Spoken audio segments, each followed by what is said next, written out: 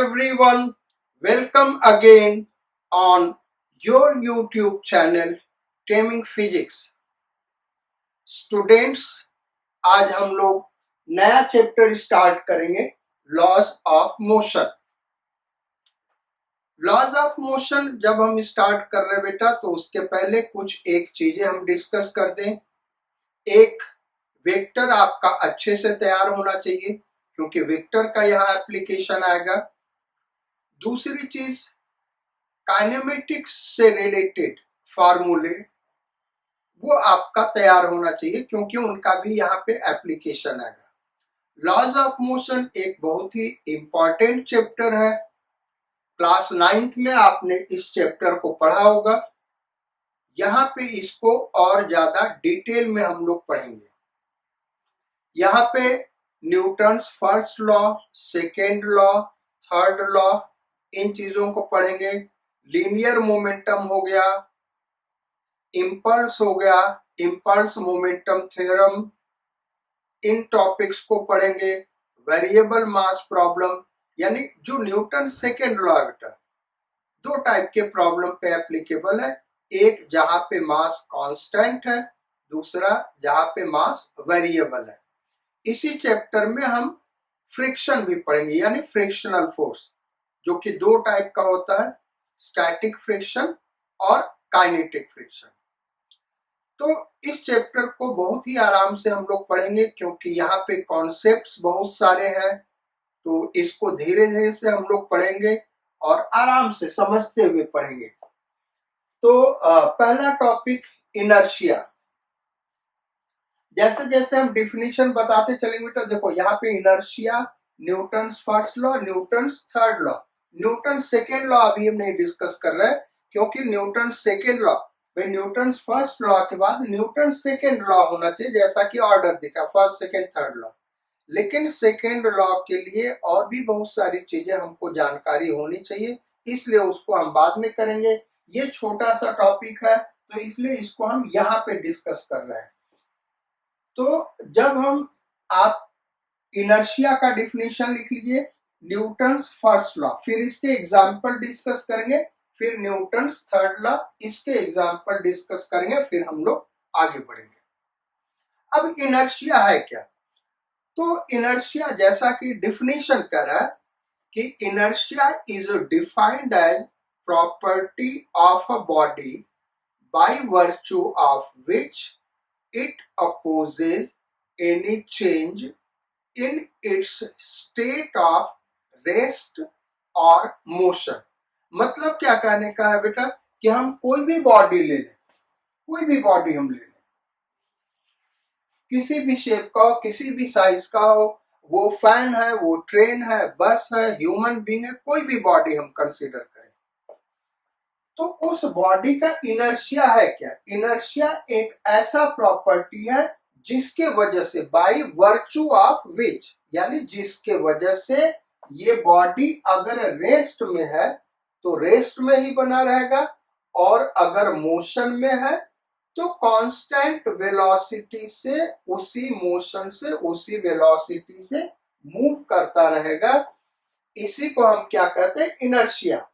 वही चीज यहाँ पे लिखा है, it is defined as the property of a body by virtue of it, यानी जिसके वजह से it opposes any change in its state of rest of motion, यानी ये अपने स्टेट में बना रहना चाहता है। अगर हम इसके स्टेट ऑफ रेस्ट को या स्टेट ऑफ मोशन को चेंज करना चाहते हैं, तो ये प्रॉपर्टी, जो इनर्शिया प्रॉपर्टी है, वो क्या करेगा? उसको अपोज करेगा। अपोज करेगा यानी अगर कोई बॉडी रेस्ट में है और हम उसको मोशन में लाना चाहते हैं, तो ऐसा नहीं कि वो मोशन में आगे नहीं, भाई ये एक बॉडी है, ये रेस्ट में पड़ा हुआ है, तो due to inertia it is in rest, ये अपने आप कभी मोशन में नहीं आएगा। हाँ, जब हम फोर्स लगाएंगे, फोर्स का मतलब पुश और पुल, class 9, class 6, 7th, 8th, 9th में इसी तरीके से आपने पढ़ा होगा बेटा। फोर्स क्या है? पुश और पुल, यानी इसको हम पुश करें, धक्का दे या खींचे, तभी ये मोशन में आएगा। और जब हम धक्का देते बेटा, तो ये अपोज करता है, यानी रेस्ट में तो रेस्ट में बना रहना चाहता है, हम फोर्स लगाते हैं तभी मोशन में आता है।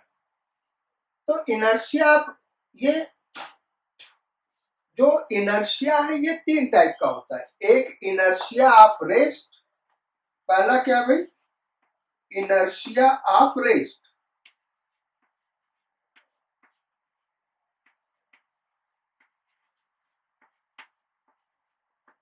दूसरा इनर्शिया ऑफ मोशन।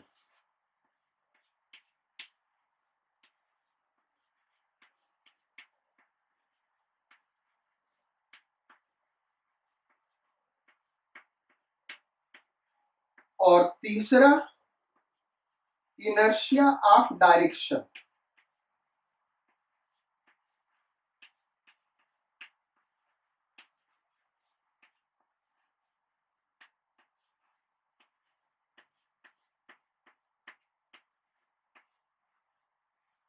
यानी इनर्शिया का डिफिनीशन लिखने के बाद अब ये 3 पॉइंट्स लिख सकते हो बेटा। इनर्शिया 3 टाइप का होता है, inertia of rest, inertia of motion and inertia of direction. तो बॉडी कोई रेस्ट में है, हम उसको मोशन में लाना चाहते हैं तो वो उसको अपोज करता है, इसलिए हमको फोर्स लगाना पड़ता है मोशन में लाने के लिए। अच्छा, अब ये तो हो गया inertia of rest. Inertia of motion क्या बेटा, जब कोई बॉडी मूव कर रहा है हम उसको रोकेंगे तो वो अपोज करता है, और इसी वजह से वो अपोज करता है, इसी वजह से हम उसको फील करते हैं, उस अपोजिशन को फील करते हैं। वो विरोध करता है अपने रुकने का, हम जबरदस्ती रोकते हैं तो अपने हाथ पे फील करते हैं। इनर्शिया ऑफ मोशन का एक एग्जांपल ले, जैसे आप क्रिकेट खेलते होंगे। अब क्रिकेट खेलते भाई, बैट्समैन ने बैट से मारा, बॉल हवा में गया, आप कैच कर रहे हैं, कैच कर रहे हैं तो अपने हैंड पे फील करते हैं कि नहीं, कोई चोट लगता है, इस टाइप का फीलिंग आती है। क्यों आती है, क्योंकि वो मोशन में है और मोशन में बना रहना चाहता है। आप एकाएक रुकते हैं, मोशन से रेस्ट में लाते हैं, वो उसको अपोज करता है, वो मोशन में बना रहना चाहता है, इसलिए हम उस फोर्स को अपने हाथ पे फील करते हैं। तो ये हो गया inertia of motion. Inertia of direction क्या है कि कोई बॉडी किसी पर्टिकुलर डायरेक्शन में जा रही है, अब उसका डायरेक्शन हम चेंज करना चाहते हैं, वो अगर हम कोई फोर्स नहीं लगाएंगे तो उसी डायरेक्शन में चलती रहेगी। ये है इनर्शिया ऑफ डायरेक्शन। जब हम फोर्स लगाएंगे तो डायरेक्शन चेंज हो जाएगा, लेकिन वो अपोज जरूर करेगा, और इसीलिए हमको फोर्स लगाना पड़ रहा है। जो ही हम फोर्स लगाएंगे, फोर्स हटाएंगे तो जिस डायरेक्शन में जा रहा है उसी डायरेक्शन में जाता रहेगा। तो ये हो गया 3 टाइप का inertia, inertia of rest, inertia of motion and inertia of direction. अच्छा, इस इनर्शिया को, इनर्शिया एक प्रॉपर्टी है बेटा, इनर्शिया कोई फिजिकल क्वांटिटी नहीं है, इनर्शिया क्या है, प्रॉपर्टी है। इस प्रॉपर्टी को मेजर करने के लिए जो फिजिकल क्वांटिटी है वो मास है। यानी अगर 10 केजी मास ले तो उसका इनर्शिया सर्टेन अमाउंट में होगा, 20 केजी का इनर्शिया उससे ज्यादा होगा। जैसे जैसे मास इंक्रीज करेगा इनर्शिया इंक्रीज करेगा, और ये स्केलर क्वांटिटी है। मास क्या है, एक स्केलर क्वांटिटी है। तो जो इनर्शिया ऑफ रेस्ट बेटा वो तो सबको समझ में आता है कि कोई बॉडी रेस्ट में है तो रेस्ट में ही बना रहेगा, और उसको मोशन में लाना चाहेंगे तो वो उसको अपोज करेगा, मोशन में नहीं आना चाहेगा, यद्यपि फोर्स लगाने से मोशन में आ जाएगा। इनर्शिया ऑफ मोशन यार उतना नहीं समझ में आता है।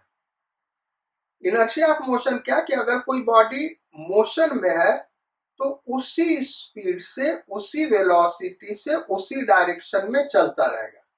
ये क्या है, इनर्शिया ऑफ मोशन। तो डे टू डे लाइफ में कोई चीज हम टेबल के ऊपर या ग्राउंड के ऊपर पुश कर दे, भाई हमने पुश कर दिया, कोई वेलोसिटी दे दिया, तो हम क्या देखते, कुछ देर बाद रुक जाता है, कुछ देर बाद रुक जाता है, वो हमेशा तो नहीं चलता रहता है। जबकि इनर्शिया ऑफ मोशन क्या करा कि अगर ये बॉडी मोशन में तो हमेशा मोशन में बना रहेगा। रेस्ट में लाने के लिए, यानी इसका वेलोसिटी डिक्रीज करने के लिए या इंक्रीज करने के लिए हमको फोर्स लगाना पड़ेगा, अदरवाइज ये इनर्शिया ऑफ मोशन में बना रहेगा। तो ये फिर रेस्ट में आता क्यों, आता है बेटा फ्रिक्शन की वजह से। यहाँ पे फ्रिक्शनल फोर्स है, इस वजह से ये रेस्ट में आ जाता है। अदरवाइज फ्रिक्शनल फोर्स अगर नहीं होता तो ये हमेशा स्ट्रेट लाइन पे ही चलता रहता। और इसको पहली बार डिमॉन्स्ट्रेट किया था गैलीलियो ने।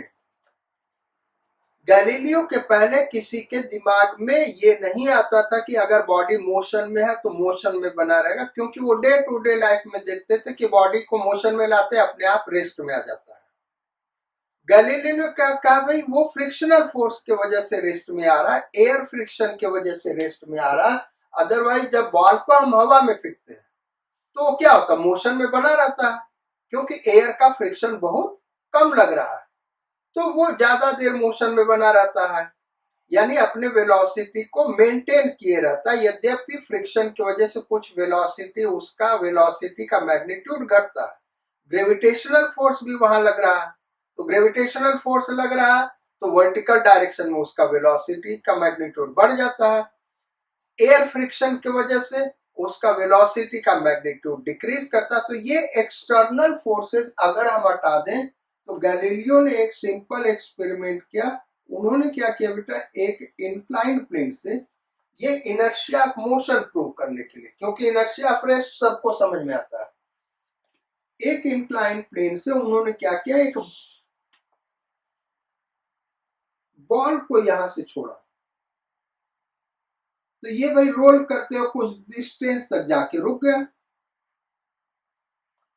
अब उन्होंने कहा कि ये रुका क्यों, फ्रिक्शनल फोर्स की वजह से। फिर उन्होंने इस सरफेस को और ज्यादा स्मूथ कर दिया और अब छोड़ा दूसरे एक्सपेरिमेंट में उसी हाइट से, तो ये और ज्यादा दूर जाके रुका। फिर इन्होंने इस सरफेस को और ज्यादा स्मूथ कर दिया और उसी हाइट से छोड़ा, अब ये बॉडी और ज्यादा दूर जाके रुका। इस तरीके से उन्होंने प्रूव किया कि अगर ये सरफेस परफेक्टली स्मूथ हो जाए, अगर ये सरफेस परफेक्टली स्मूथ हो जाए तो ये बॉडी कहां तक जाएगा भाई, इंफिनिटी तक उसी कांस्टेंट वेलोसिटी से सेम डायरेक्शन में मूव करता रहेगा। इसको हम कहते हैं बेटा इनर्शिया ऑफ मोशन। तो ये तो हो गया भाई हमारा इनर्शिया। अब Newton's first law of motion क्या बेटा, Newton's first law of motion क्या कहता है, if a body is at rest it remains at rest and if a body is in motion it remains in motion unless external force is applied. इसको law of inertia भी कहते हैं। Newton's first law को हम law of inertia भी कहते हैं, क्योंकि ये इनर्शिया के डिफिनीशन में ये चीज कहा गया है। भाई अंडरस्टूड है, इनर्शिया की प्रॉपर्टी वही है। Inertia is a property which opposes any change in its state of rest और मोशन। और यहाँ पे कह रहा कि बॉडी रेस्ट में है तो रेस्ट में रहेगा, मोशन में है तो मोशन में बना रहेगा unless external force is applied. इसी को पहले गैलीलियो ने नाम दिया था लॉ ऑफ इनर्शिया, और वही हमारा न्यूटन्स फर्स्ट लॉ है। तो लॉ ऑफ इनर्शिया और न्यूटन्स फर्स्ट लॉ क्या बेटा, सेम है। एग्जाम में डिफिनीशन लिखने के लिए आता है 1 मार्क्स में, इसका एग्जाम्पल लिखने के लिए आ सकता है, सो डिफिनीशन विद एग्जाम्पल 3 मार्क्स में आता है। अब वो एग्जाम्पल हम देंगे क्या, तो एग्जाम्पल डिस्कस करते हैं। पहला एग्जाम्पल हम लेते हैं बेटा, एक टम्बलर ले लें, टम्बलर माने ग्लास ले लें, और उस ग्लास के ऊपर हमने क्या किया, एक पेपर रख दिया, यानी पतला ग्लास है ऐसे, और इस पे एक पेपर या फिर एक माइका शीट रख दिया, यानी कोई भी स्मूथ चीज रख दिया इसके ऊपर, और फिर इस पे हम एक कॉइन रख दें, ये हमारा शीट है, और इस पे हमने क्या किया, एक कॉइन रख दिया बेटा, एक सिक्का रख दिया, 5 का सिक्का, 10 का सिक्का, कोई भी रख दिया, और इस पेपर को झटके से पुल करें, झटके से खींचे। तो होता क्या, हम देखते क्या, जब इसको झटके से खींचते, बहुत तेजी से खींचते हो, तो ये कॉइन यहीं पे गिर जाता है, इसी के अंदर, ग्लास के अंदर आके गिर जाता है। अब इसको एक्सप्लेन हम कैसे करें? So this is due to inertia. जब हमने तेजी से खींचा बेटा तो क्या हुआ कि ये जो कॉइन है वो ड्यू टू इनर्शिया रेस्ट में ही रह गया, according to Newton first law. Due to inertia, या हम कह सकते हैं according to Newton first law, हमने फोर्स किस पे लगाया? पेपर पे। अच्छा, ये पेपर स्मूथ है, स्मूथ है तो क्या होगा? फ्रिक्शनलेस है, यानी कॉइन पे कोई फ्रिक्शन नहीं लगेगा। तो इसको जब हम खींचेंगे तो इस पे कोई एक्सटर्नल फोर्स नहीं लग रहा, एक्सटर्नल फोर्स नहीं लग रहा, पेपर इसको अपने ऊपर बैलेंस किया हुआ था। जो ही पेपर हटा, अपने वेट की वजह से ये कॉइन ग्लास में गिर जाता है। सो दिस इज फर्स्ट एग्जांपल, ये फर्स्ट एग्जांपल है। दूसरा एग्जांपल हम कंसीडर करें, बस का लेते हैं बेटा। सपोज कर लो एक बस है, इस केस में हम इनर्शिया ऑफ मोशन और इनर्शिया ऑफ रेस्ट दोनों डिस्कस कर सकते हैं, इनर्शिया ऑफ रेस्ट भी, इनर्शिया ऑफ मोशन भी। भाई ये एक बस है और बस के अंदर एक आदमी खड़ा हुआ है। ये सपोज कर लो एक बस है और यहाँ पे एक आदमी खड़ा है, ये ऐसे एक आदमी खड़ा है। अब मान बस एकाएक चल दी, एक्सेलरेट हो गई, एकाएक स्टार्ट कर दिया। आपने भी इसको फील किया होगा, या मेट्रो में भी फील किया होगा। मेट्रो रुकी हुई है, एकाएक चलती है, तो आप क्या फील करते हैं? ये इधर जा रहा है तो ये आदमी इधर की ओर गिरता है, पीछे की ओर गिर जाता है। क्यों, ऐसा क्यों होता है भाई? उसका रीजन बड़ा सिंपल ये बेटा, ये न्यूटन फर्स्ट लॉ के अकॉर्डिंग अगर हम ग्राउंड से देखें, देखो इसका दो एक्सप्लेनेशन बेटा। स्यूडो फोर्स आगे हम पढ़ाएंगे, वहां से भी एक्सप्लेन किया जा सकता है। इसी एग्जांपल को हम स्यूडो फोर्स से आगे एक्सप्लेन करेंगे। हम इसको लॉ ऑफ इनर्शिया से एक्सप्लेन करना चाहते हैं, तो लॉ ऑफ इनर्शिया से एक्सप्लेन करने के लिए ऑब्जर्वर हमारा कहाँ, यानी जो उस आदमी को देख रहा है वो कहाँ पे है भाई? ग्राउंड पे है।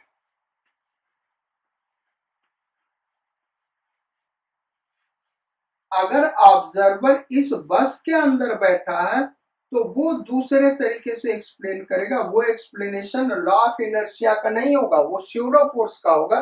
स्यूडो फोर्स पढ़ाएंगे, वहां बताएंगे।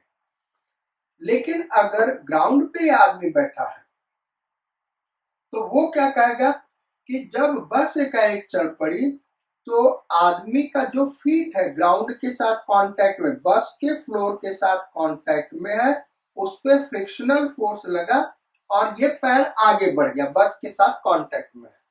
लेकिन जो अपर पार्ट है बेटा, वो ड्यू टू इनर्शिया वही रहा, इसलिए आदमी पीछे की ओर गिर जाता। ये एक्सप्लेनेशन है। किस ऑब्जर्वर का जो ग्राउंड पे खड़ा होगा या बैठा होगा वो ऐसे एक्सप्लेन करेगा। सेकेंड केस लेते हैं।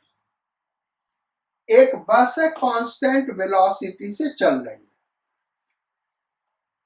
50 किलोमीटर पर आवर या 80 किलोमीटर पर आवर से कांस्टेंट वेलोसिटी से चली जा रही है बस। आप इस टाइप का भी यात्रा किए होंगे भाई, बैठने का सीट नहीं मिला, आप बस में खड़े होंगे, खूब तेजी से बस चल रही, आप आराम से खड़े हैं। अब एकाएक बस ने ब्रेक लिया, एकाएक क्या किया बेटा? बस ने ब्रेक लिया। अब क्या फील करते हो? तुम्हारा एक्सपीरियंस क्या है?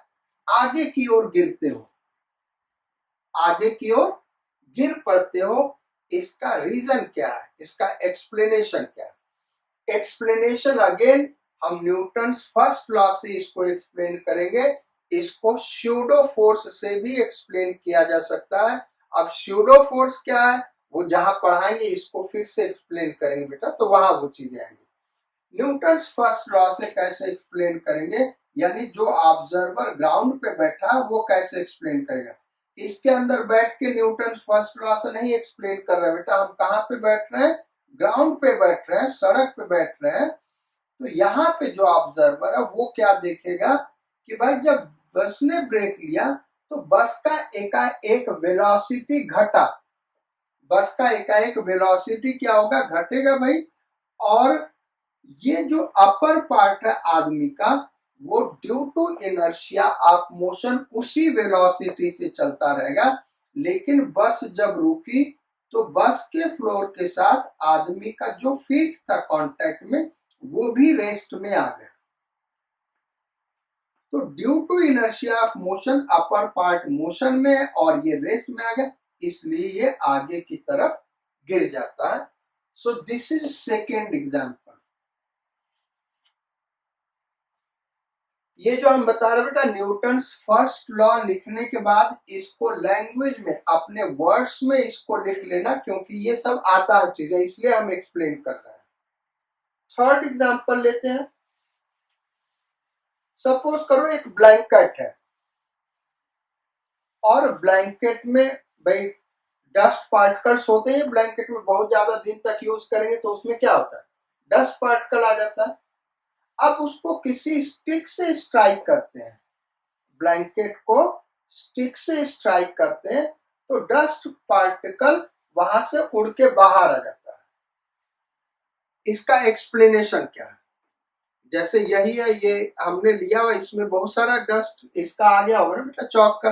हम ऐसे ऐसे देखो, ये उड़ रहा कि नहीं, तो ये बाहर कैसे निकला, क्या हमने जो हाथ से फोर्स लगाया उसके वजह से निकला या कोई और रीजन था, रीजन कोई और है बेटा। ये जब ऐसे कर रहा है तो ये डस्ट पार्टिकल क्यों निकल रहा, उसका रीजन क्या है, हमने क्या किया, ब्लैंकेट पे फोर्स लगाया स्टिक से, तो जहां पे स्टिक जाके स्ट्राइक किया तो ब्लैंकेट मोशन में आ जाएगा। लेकिन जो डर्ट पार्टिकल्स है वो ब्लैंकेट के साथ बहुत ज्यादा चिपके नहीं बेटा, चिपके तो है लेकिन बहुत ज्यादा फोर्स से नहीं चिपके हैं, तो ड्यू टू इनर्शिया वो रेस्ट में रह जाते हैं और ब्लैंकेट दूर चला जाता है। तो वो कहाँ पे आ गए, ब्लैंकेट हट गया और वो पार्टिकल वही रह गए। फिर ग्रेविटी के वजह से वो गिर जाएंगे या फिर हवा के फ्लो के वजह से वो हवा में उड़ जाएंगे।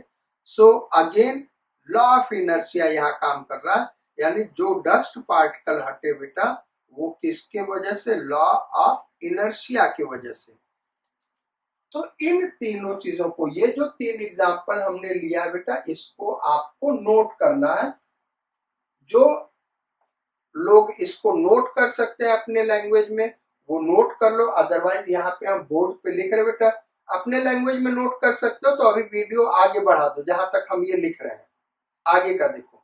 अगर अपने लैंग्वेज में नहीं लिख सकते तो हम लिख रहे हैं, उसको आप नोट कर सकते हैं। तो एग्जाम्पल क्या है, किसका एग्जाम्पल भाई,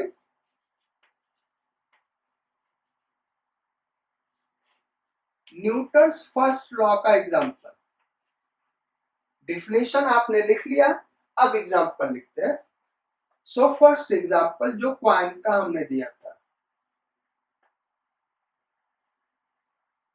when paper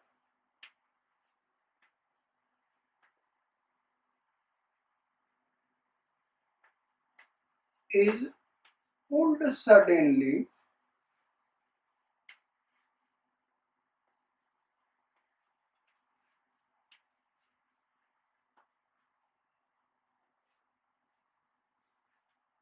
kept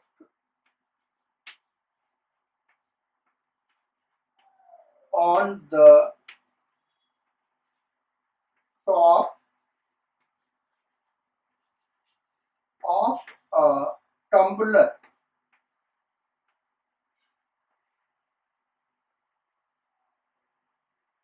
of a tumbler बेटा,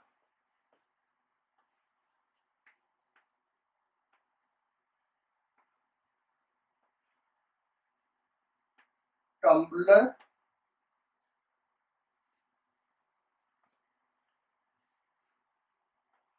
paper moves but coin kept on paper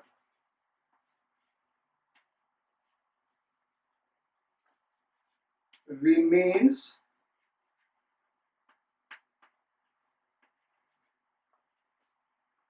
at rest।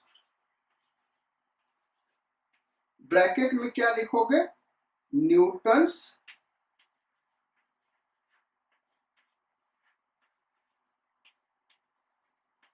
First law. क्यों क्वांट रेस्ट में रहा बेटा? According to Newton's first law and falls in tumbler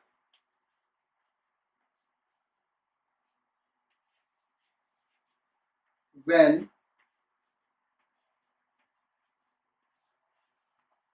paper moves away।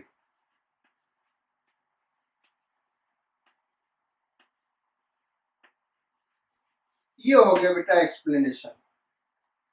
एक टम्बलर है, उस पे पेपर रखा और पेपर के ऊपर कॉइन रखा। जब पेपर को हम सडनली खींचते हैं, सडनली हम इसलिए खींच रहे हैं क्योंकि बेटा पेपर में फ्रिक्शन होता है, फिर धीरे धीरे खींचोगे तो कॉइन उसके साथ मूव करने लगेगा फ्रिक्शन की वजह से।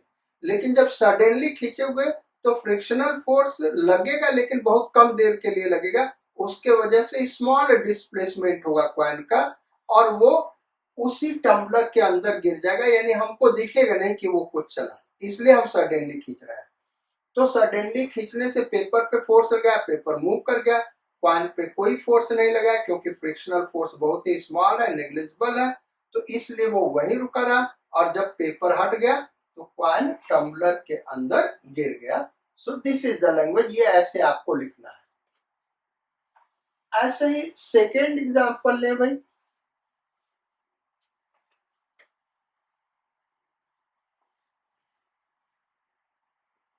सेकेंड एग्जाम्पल किसका लेना बेटा? कौन सा लिया जाए? ब्लैंकेट वाला ले लेते हैं।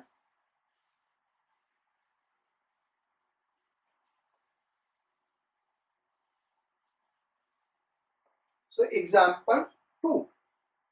एग्जाम्पल वन ये हो गया बेटा, अब एग्जाम्पल टू हम ले रहे हैं क्योंकि दो तीन एग्जाम्पल तो आपको पता होना चाहिए। तो example to,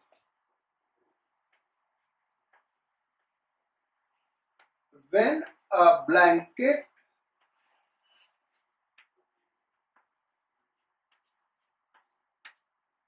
is struck by a stick,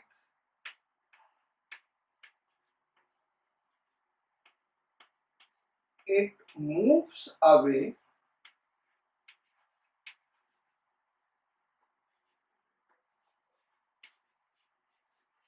but dust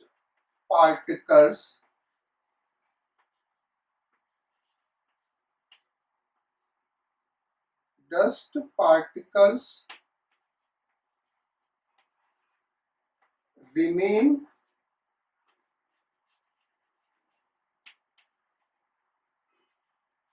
at rest।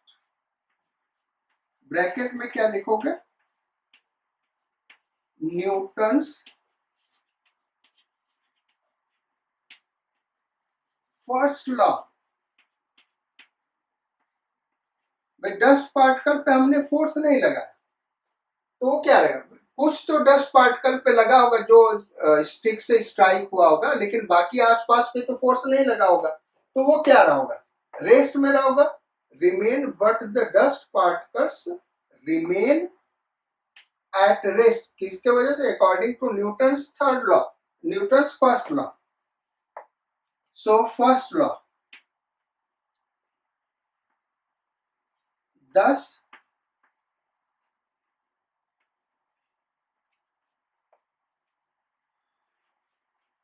dust particle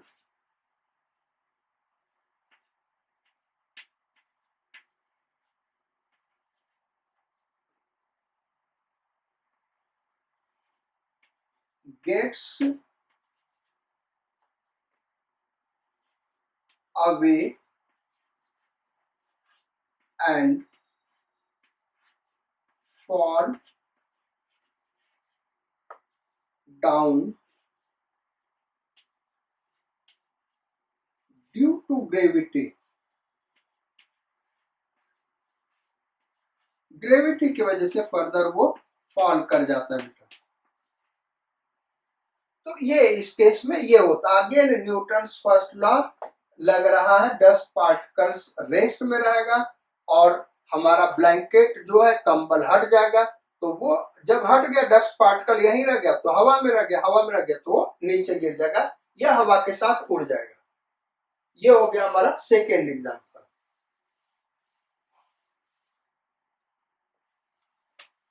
third example, वो थर्ड एग्जाम्पल हमने बस वाला दिया बेटा, तो उसमें दो केस बनते हैं। वो रेस्ट में अगर इनिशियली बस और एकाएक चल पड़ती है तो आदमी पीछे की ओर गिरता है due to inertia of rest, और अगर बस मोशन में ब्रेक लेती है तो आदमी आगे की ओर गिरता है due to inertia of motion. तो इसके एक्सप्लेनेशन को आप अपने से लिख लीजिएगा, दो हमने लिखा दिया। हाँ, पहले वाले केस में आपको लिखना due to inertia of rest, बस पहले रेस्ट में है और एकाएक चल पड़ा तो आदमी पीछे की ओर गिरता है। इसको नोट कर लीजिए, आदमी किधर गिरता भाई, पीछे की ओर due to inertia of rest. और अगर बस चल रही एकाएक ब्रेक लिया तो आदमी आगे की ओर गिरता है, किस वजह से, ड्यू टू इनर्शिया मोशन। चलो भाई, तो ये हमारा हो गया इनर्शिया और इनर्शिया न्यूटन्स फर्स्ट लॉ या लॉ ऑफ इनर्शिया। अब न्यूटन्स थर्ड लॉ पे आते हैं बेटा। न्यूटन्स थर्ड लॉ क्या है, और इस चीज को भी आपने क्लास 9th में पढ़ा होगा। टीचर ने कैसे एक्सप्लेन इसको किया था बेटा, for every action there is a reaction.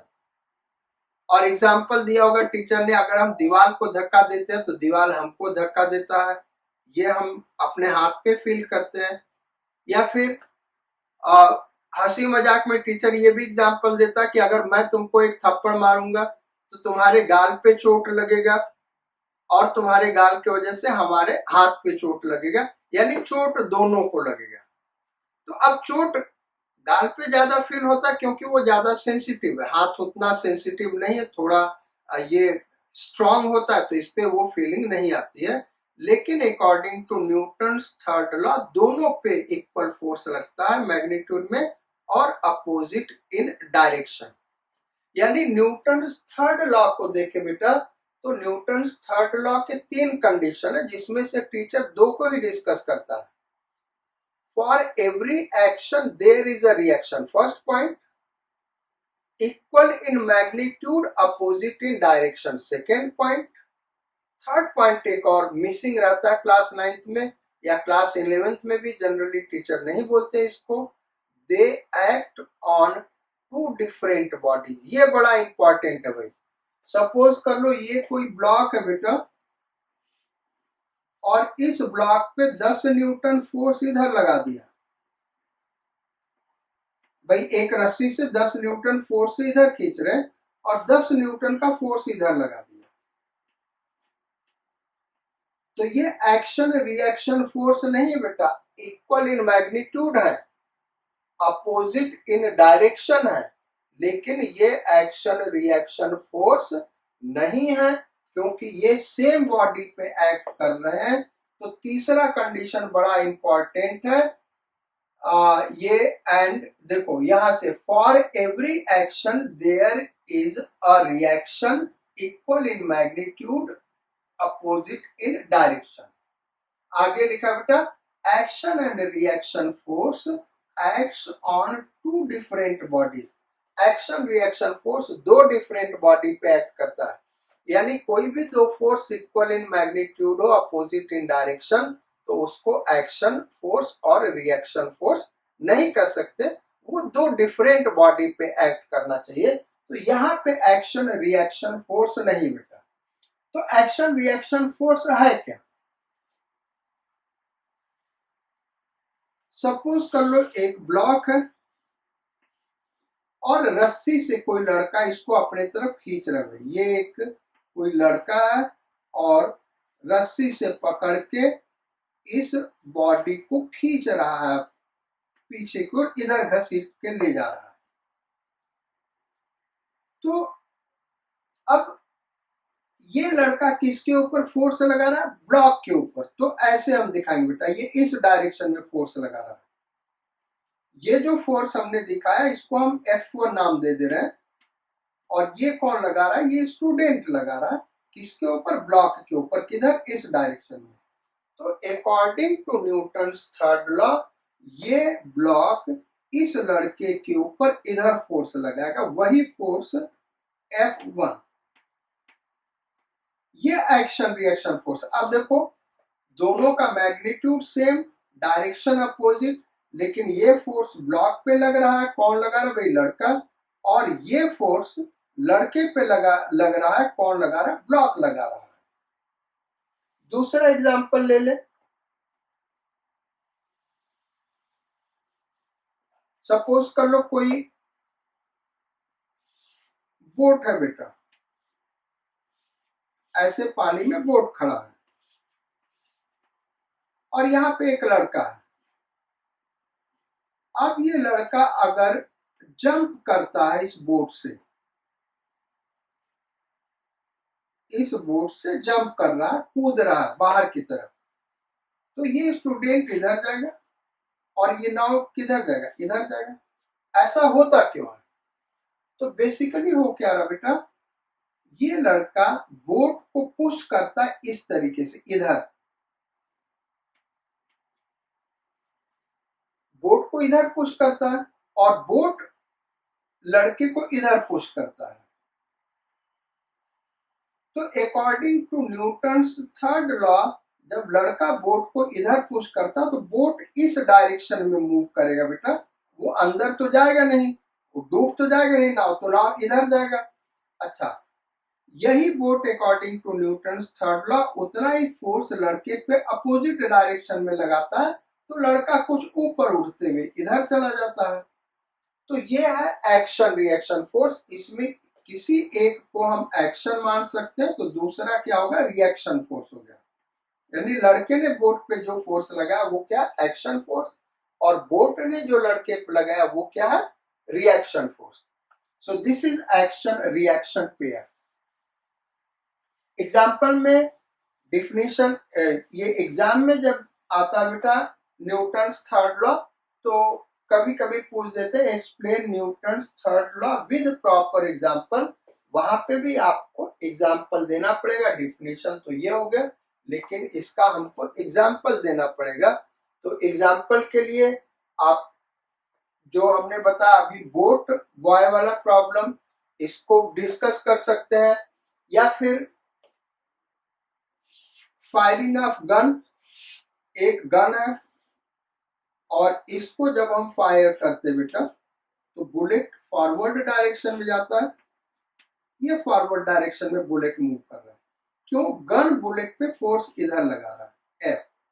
तो according to Newton's third law gun पे फोर्स इधर लगता है, इस वजह से गन बैकवर्ड मूव करता है बेटा, उतना ही फोर्स लगता है। इसीलिए हम हर्ट होते हैं और इसीलिए जब भी गन फायर करते हैं तो उसको कंधे से चिपका के रखा जाता है। अगर कंधे से थोड़ा सा लूज रखोगे ना तो गन पीछे हटेगा तो एकाएक धक्का देगा और चोट लगेगी, लेकिन चिपका के रखेंगे तब उतना चोट हमको नहीं लगेगा। सो this is also good example of Newton's third law. तो न्यूटन्स थर्ड लॉ में हमको तीन पॉइंट याद रखना बेटा। एक तो एक्शन और रिएक्शन पेयर एक साथ साइमल्टेनियसली लगता है, equal in magnitude, opposite in direction. ये नहीं कि पहले कौन लग रहा है बाद में कौन लग रहा है, दोनों एक साथ लगते हैं। उसमें से किसी एक को हम एक्शन कहते हैं, दूसरे फोर्स को रिएक्शन कहते हैं। तो action and reaction force are equal in magnitude and opposite in direction. दूसरा, they act on two different bodies. ये जो दोनों फोर्स है एक्शन रिएक्शन पेयर बेटा, वो दो डिफरेंट बॉडी पे लगते हैं। तो इसका एक एग्जांपल हम लिख लेते हैं, न्यूटन थर्ड लॉ का example.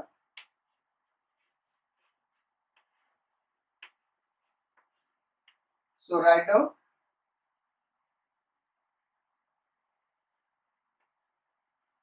when a boy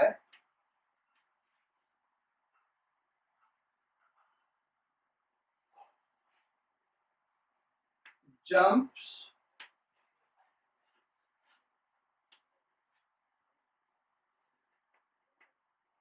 from a boat,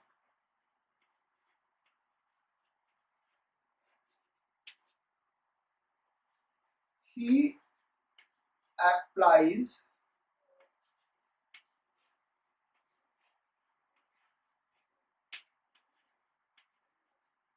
force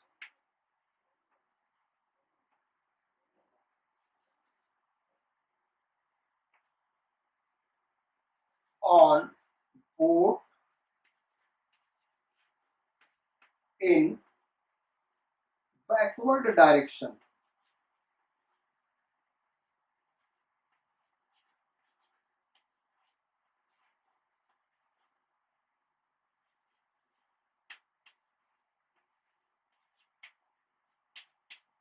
bracket में लिख दिया एक्शन,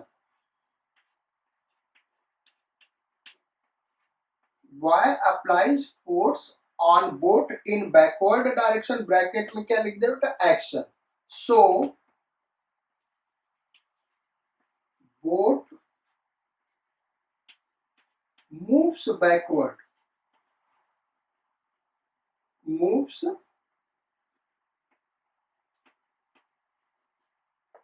backward। अब further, according to Newton's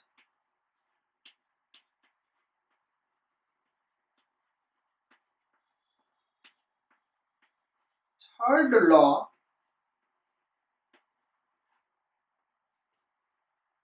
boat applies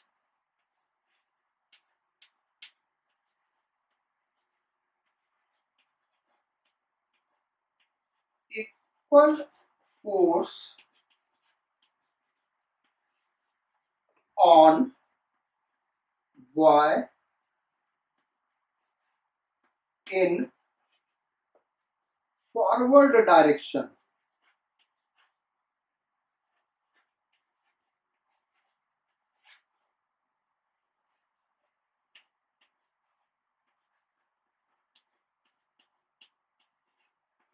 bracket में लिख लो रिएक्शन।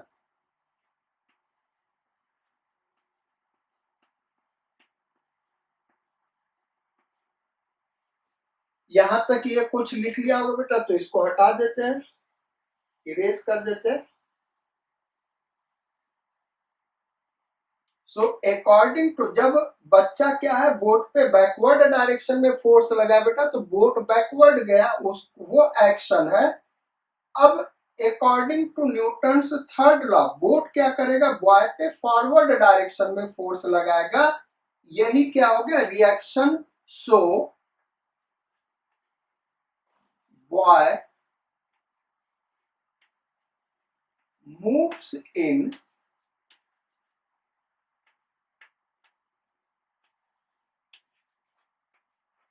Forward direction.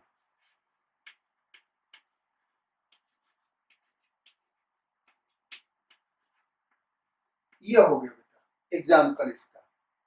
ऐसे ही रीजनिंग के क्वेश्चन इसमें आते हैं। रीजनिंग का क्वेश्चन ये पूछा जा सकता है कि why gun requires when a bullet is fired। क्या भाई, why gun requires when a bullet is fired, या how rocket moves forward। Rocket कैसे मूव करता है, ये सब न्यूटन थर्ड लॉ से हम एक्सप्लेन कर सकते हैं। और लीनियर मोमेंटम से भी एक्सप्लेन किया जा सकता है बेटा, तो जब लीनियर मोमेंटम पढ़ाएंगे वहां से इन चीजों को एक्सप्लेन करेंगे, लेकिन यहाँ पे हम न्यूटन थर्ड लॉ से एक्सप्लेन कर रहे हैं। क्वेश्चन ये आता है, वाई गन रिक्वायर मतलब पीछे हटना, गन पीछे हटती है। When bullet is fired, bullet fire करते हैं तो गन किधर जाती है, पीछे जाती है। ये न्यूटन थर्ड लॉ से एक्सप्लेन कर सकते हैं। ये सेकेंड एग्जांपल हम दे रहे हैं इसी का, second example action reaction force का, यानी न्यूटन थर्ड लॉ का। When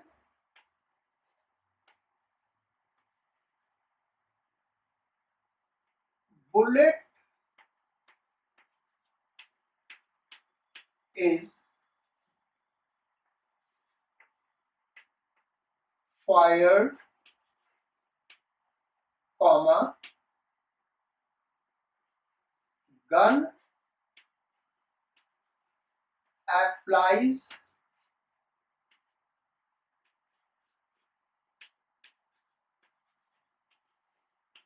force on bullet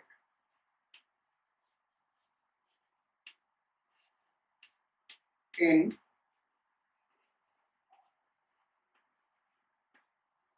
forward direction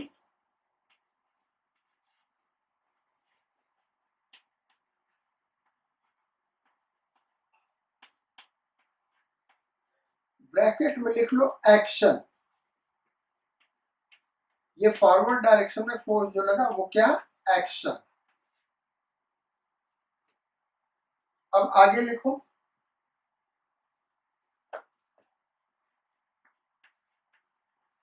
according to Newton's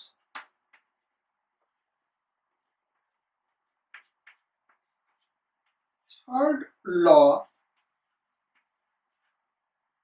bullet applies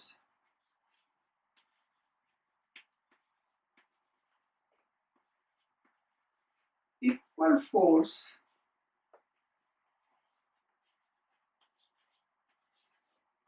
in backward direction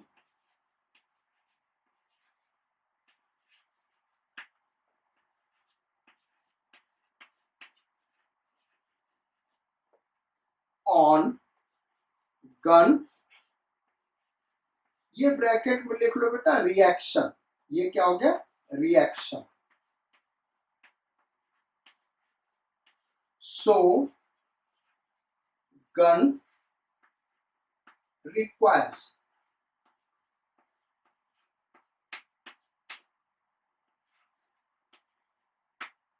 यानी बेसिकली होता क्या बेटा, वहां पे जो रियलिटी क्या होती है कि जब हम बुलेट को फायर करते हैं तो वहां पे क्या होता है, उसके अंदर एक केमिकल पाउडर, एक्सप्लोजिव पाउडर भरा होता है, वो एक्सप्लोड करता है, तो गैस फैलता है, तो गैस फैलता है तो वो क्या करता है, बुलेट के ऊपर फोर्स लगाता है। इसी को हम कह रहे हैं कि जो गन है वो बुलेट पे फोर्स लगा रहा है, तो बुलेट किधर गया, फॉरवर्ड गया, ये एक्शन है। अब according to Newton third law, gun ने बुलेट पे फोर्स लगाया, किसके थ्रू, गैस के थ्रू, गैस के थ्रू वो फोर्स लगा, गैस नहीं बनता तब नहीं होता बेटा, तो गैस के थ्रू जब फोर्स लगाया तो बुलेट किधर गया, फॉरवर्ड डायरेक्शन में, ये क्या है, एक्शन। अब according to Newton third law, reaction क्या होगा, बुलेट उतना ही फोर्स गन पे लगाएगा बैकवर्ड डायरेक्शन में, इसलिए इसलिए गन रिक्वायर्स, गन पीछे की तरफ मूव करती है। तो ये हो गया भाई हमारा न्यूटन्स थर्ड लॉ। तो आज क्लास हम यही खत्म करते बेटा। नेक्स्ट क्लास में हम लोग पहले फोर्सेस के बारे में पढ़ेंगे, यानी फोर्सेस का मतलब ये नहीं कि फंडामेंटल फोर्सेस, फंडामेंटल फोर्सेस चार टाइप के होते बेटा। पहला क्या है, ग्रेविटेशनल फोर्स, दूसरा इलेक्ट्रोमैग्नेटिक फोर्स यानी इलेक्ट्रिक फोर्स और मैग्नेटिक फोर्स कंबाइंड, तीसरा न्यूक्लियर फोर्स, चौथा वीक फोर्स। ग्रेविटेशनल फोर्स पूरा एक चैप्टर है 11th में, वो हम आगे पढ़ेंगे। दूसरा जो इलेक्ट्रोमैग्नेटिक फोर्स है बेटा, इसको हम अलग अलग क्लास 12th में पढ़ेंगे, फिर इसका कंबाइंड इफेक्ट पढ़ेंगे, यानी हम ये पढ़ेंगे कि ये दोनों फोर्स एक दूसरे से अलग नहीं है, एक ही फोर्स है। तीसरा न्यूक्लियर फोर्स भी हम पढ़ेंगे, इसको क्लास 12th में ही पढ़ेंगे। चौथा वीक फोर्स, इसका एक इंट्रोडक्शन वही क्लास 4th में न्यूक्लियर फोर्स के साथ होगा। तो ये फंडामेंटल फोर्सेज है, हम इनकी बात नहीं कर रहे, हम क्या बात कर रहे हैं कि अब आगे हम जब न्यूटन सेकेंड लॉ वगैरह पढ़ेंगे बेटा, तो वहां बहुत सारे फोर्स इन्वॉल्व होंगे। उसमें ग्रेविटेशनल फोर्स यानी weight of body, normal reaction, frictional force, force applied by spring, tension, tension जो रस्सी होते हैं ना, उससे हम किसी चीज को खींचते हैं तो उसमें टेंशन डेवलप होता है। ये जो फोर्सेस है इनके बारे में हम पढ़ेंगे बेटा। जब ये पढ़ लेंगे फोर्सेस, तब नेक्स्ट टॉपिक इक्विलिब्रियम पढ़ेंगे, वहीं पे हम बताएंगे नेक्स्ट क्लास में इक्विलिब्रियम क्या होता है। फिर उसके बाद लीनियर मोमेंटम, इम्पल्स, फिर उसके बाद न्यूटन सेकेंड लॉ पढ़ेंगे, यानी न्यूटन सेकेंड लॉ सबसे बड़ा टॉपिक बेटा, इसलिए हम उसको आखिर में रख रहे हैं। तो तब तक you take care of yourself and we will meet in next turn. उस क्लास में बेटा ये सारा रिवाइज करना, नोट्स पूरा आप कंप्लीट कर लेना, बहुत ही इंपॉर्टेंट चैप्टर है। So take care of yourself, sayonara, Godspeed and bon voyage.